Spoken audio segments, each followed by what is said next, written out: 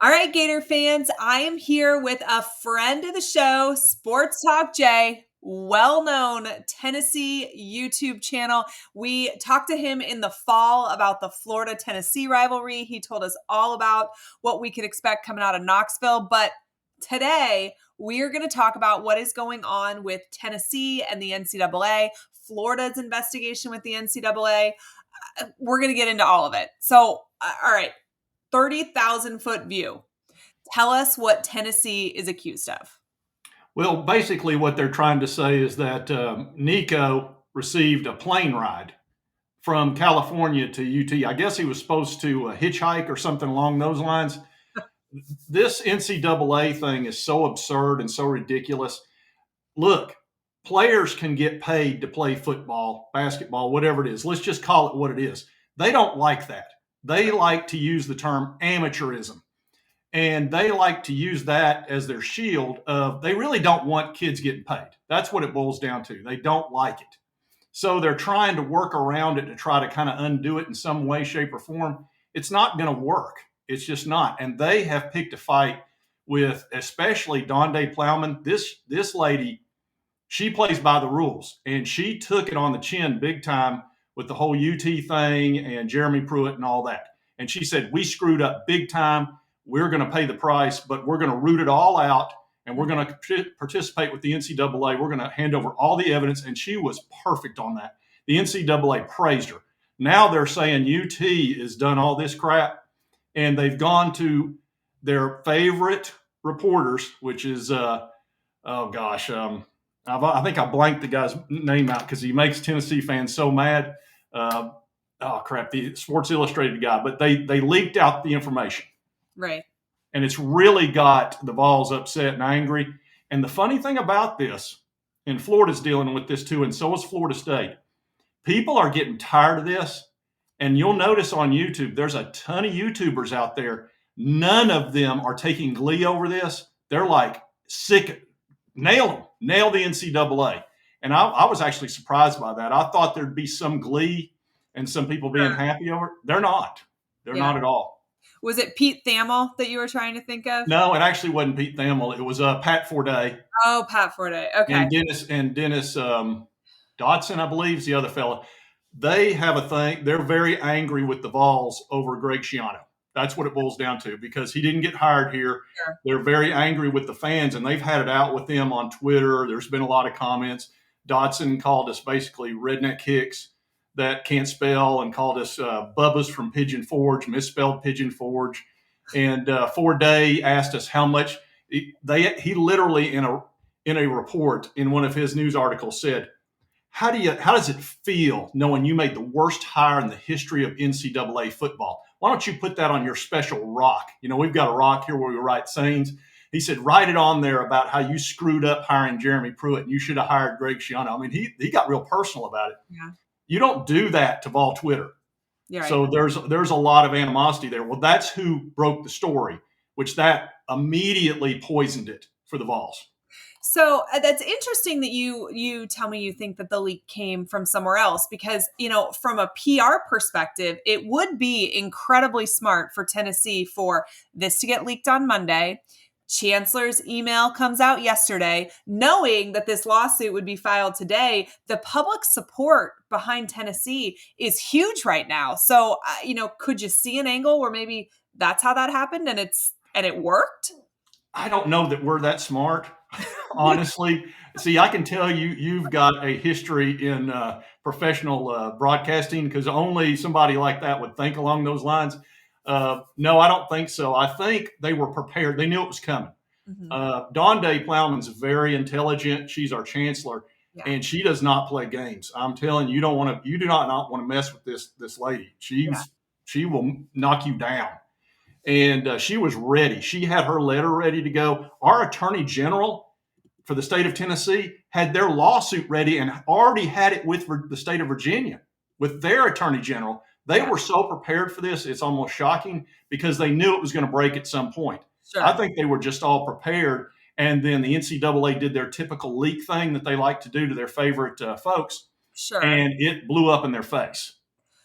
Well, she absolutely did not mince words. And that is kind of I guess, a different approach than the way that Florida has come at this. UF really didn't want this out, first and foremost. And then it essentially took, attorneys getting involved for a beat writer for this whole information to come out about Florida being investigated and why and what was going on.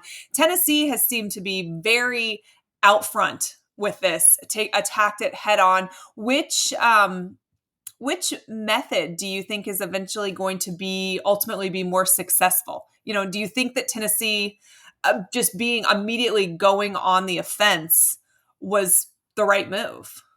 I think in our case it was. I think the reason Florida was a little bit cautious about it is because there's some intrepidation about the fact the young man didn't get his money. Mm-hmm. I think that's why Florida's they're kind of on their back feet a little bit because of that. Otherwise, I think they would have been very aggressive as well. Mm-hmm. But I really don't see how that falls on Florida Gators. I see how that falls on the collective, and I see how that young man had literally a lawsuit against the collective Mm-hmm. because there was supposedly some contract of $13 million and all that. And maybe they've already settled it. I really don't know. But Yeah. I don't understand how that came on to Florida unless they're going to try the same tact of, oh, well, Mm-hmm. these are the rules that we've set now. And we're going to go back and retroactively say Florida's guilty because they in some way promised him money. Well, guess what? Every player is going to get paid if they show up and do these things. This nonsense of you have to show up, you have to enroll, you have to already be on the team, and then you can go. What are you going to go down to the local ice cream store and go, oh, will you pay me $10,000 and I'll push your ice cream? That's absurd. It's stupid. And it flies in the face of this. Well, you can't see it because of my green screen, of our lawsuit, which talks about the Sherman Act and how that breaks federal laws. And it's nonsense. There's no common sense to it. Well, so that's my next question. Talk to my viewers a little bit about the lawsuit. Give us a quick summary for those people that don't necessarily follow Tennessee sports as quickly or as closely. And you had mentioned to me in an email that, maybe the Florida Attorney General will jump on here as well. Yeah, I think definitely your attorney general is I can't remember her name. I actually did a report on what is her name? Ashley Moody, I believe. Ashley Moody. That's it. She'll be all over this thing. She will wear it out. Football. We saw that with with Florida State in the playoffs just a few weeks ago. Oh, absolutely. And she's actually a Gator. Mm-hmm. So she'll really be steamed about this. Yeah. So I fully expect her to join our lawsuit. We've already got Virginia. There's going to be more. They're already investigating other teams. It just hasn't been leaked out yet. But what they're trying to do is put the genie back in the bottle. You're not going to be able to do that. These kids are going to get paid, and they're going to get paid market value. And what they're trying to do is tamp all that down. And it's so obvious in this lawsuit. I mean, they knocked it out of the park. I was reading through this, and I was just blown away by it. They start out with the fact, there's just so much to it, and it's so obvious that how they have basically colluded with the other schools is how they'll term it. On the Sherman Act thing, you can't stop free market value, and you can't stop people from earning a living. And these young men and women are trying to earn a living. And if you try to impede that in any way, shape, or form, all of a sudden you get into interstate commerce and you get into all these problems of stopping people from earning a living. And you can't do that. We don't live in a communist country. We live in a free market capitalist country, and you're allowed to make a living. And if you impede that, you're going to have a problem with. They lost. They lost in the Supreme Court. They lost in California. They lost over the transfer portal. They've lost 3 cases, and they're getting ready to lose a 4th with us. We're going to knock them through. We're going to knock this out of the park. So then, they need to learn from that. Is this the beginning of the end of the NCAA? I think it is. What they want to do is they want to fall back on amateurism. And that term basically means that people prefer these students to be amateurs, and it helps them with views and it helps them make more money. Well, the truth is, what it's really creating is parity. And we have a lot more parity already. Like whether you're Alabama or Georgia, a lot of those players are leaving for money, so they're not going into all one team. Right. And it's creating more excitement about the game, and viewership is up over the last few years that the transfer portal's been out. So that completely destroys their argument that amateurism, and that's their pitiful little comeback that they tried to use with the Supreme Court, and the Supreme Court laughed it out of the. They just laughed at it. It was absurd. So that's I guess they'll try that, but this plane ride nonsense, this is going to be their undoing. Well, it's definitely going to be interesting to watch. So Nico is accused of getting a ride on your collective's plane, essentially into Yep. Knoxville for a visit. So in general, they expect that these athletes pay their own airfare. Is that their argument? I don't really think so because he was already signed to the collective.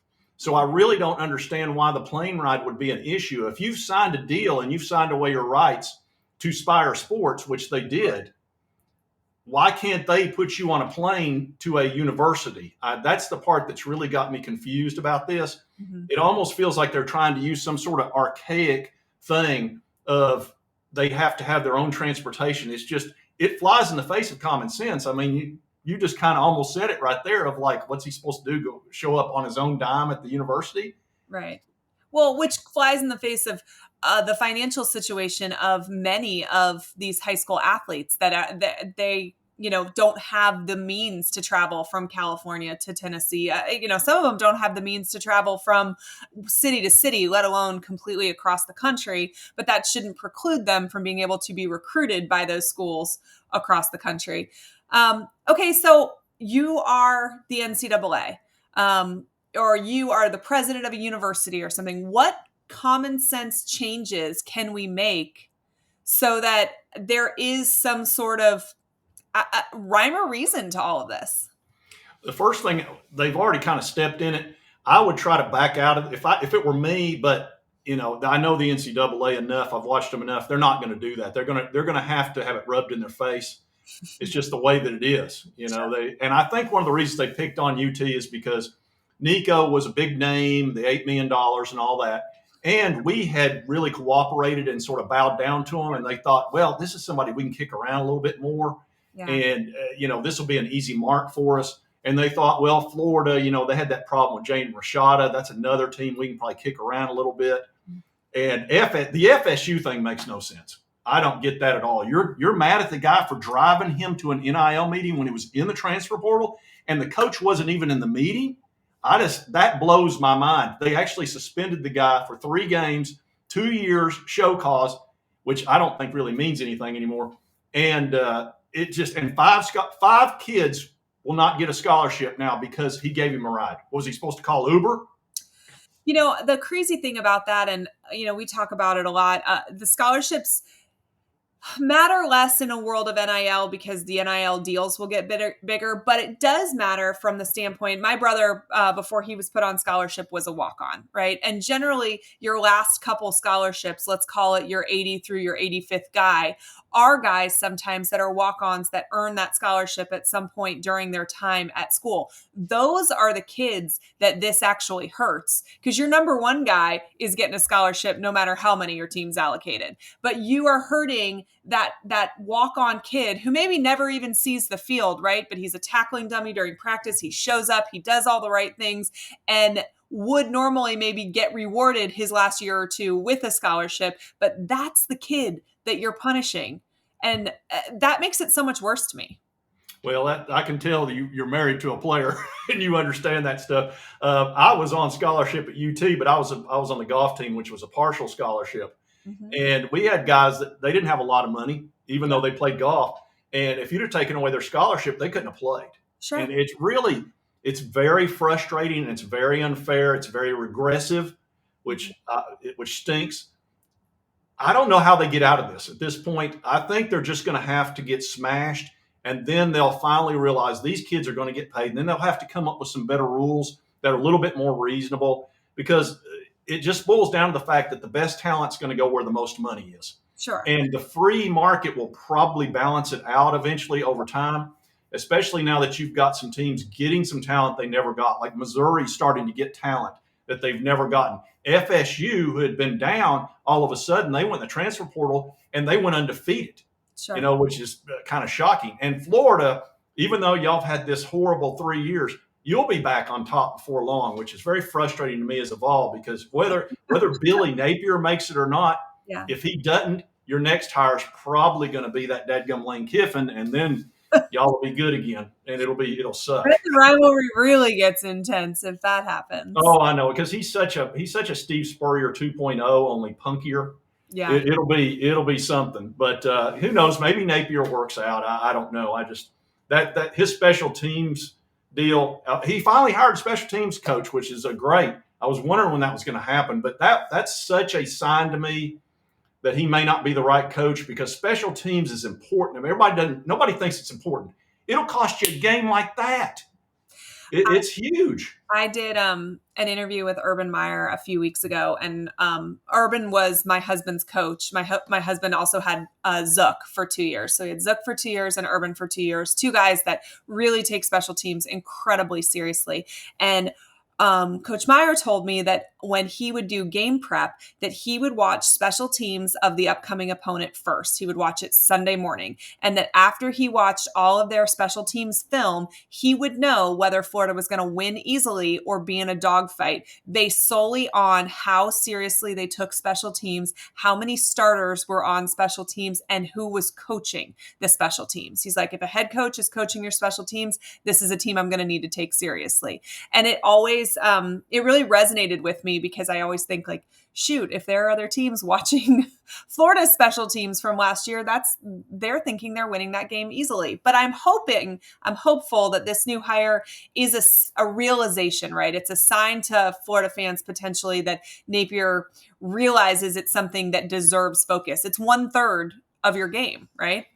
Yeah, it's very important. And I watched you lose two games over special teams last year, one to Arkansas, definitely. And Oh, and also the Utah game. And see, a lot of people think, oh, well, that one play wasn't that was a huge play. It affects momentum. It affects so many things in a game. It's and me being a golfer, I know when you make a birdie putt on a certain hole, a lot of times it revs you up, and next thing you know, you go on a run. yeah. And that could have happened for Florida. They could have gotten that ball and all of it, taken it down and scored, and all of a sudden it changes everything. Instead, Utah gets the ball back and goes down and scores, and now you're down 2 scores or three. I think you might have been down 3 scores at that time. And Utah didn't even have their starting quarterback. I mean, that game really showed me a lot. Even their backup quarterback. They were on. Yeah, exactly. I mean, it really did. It made me really question Billy Napier's coaching ability at that point. And like I said, I may be wrong about him. I might be, but y'all deserve better than what you're getting as far as coaching goes. And I'll take a lot of grief from volunteer fans that watch this. Florida should not ever have 3 losing seasons in a row. That's absurd. You've got a great recruiting base, you got a great fan base, and you got plenty of money. I just don't get it. I've watched y'all dominate, and Yeah. now look at this crap. Well, we are hopeful that things are getting turned around this spring. There has been some good hires. We've got some good recruits in place. And essentially, I think Florida fans are just in a wait and see mode at this point. I think spring will tell us a little bit, but we're honestly not going to know a whole lot until August. But I am hopeful that this special teams hire, at least is a sign that we're moving in the right direction. Well, I appreciate you joining me. This was super fun. Tell everybody where they can find you on social media, where they can watch you, check out all your videos. Let's see. Well, just Sports Talk Jay over at YouTube. I'm not real active on social media, to be honest with you. I just kind of focus on the YouTube stuff. And Florida, of course, is my nemesis, and that's not because of Urban Meyer or your husband. It's because y'all were really good then, and we weren't. It's really about Steve Spurrier. He cost us 1 to 2 national championships. I think I told you this last time. You did, yeah. But eventually, y'all be back where you're supposed to be. This is just don't go back to the Sun Belt. That's all I'll say. Well, hopefully things are on the upswing, but I know. we will see. I appreciate you joining me. Have a great night. Okay, thank you, Allie.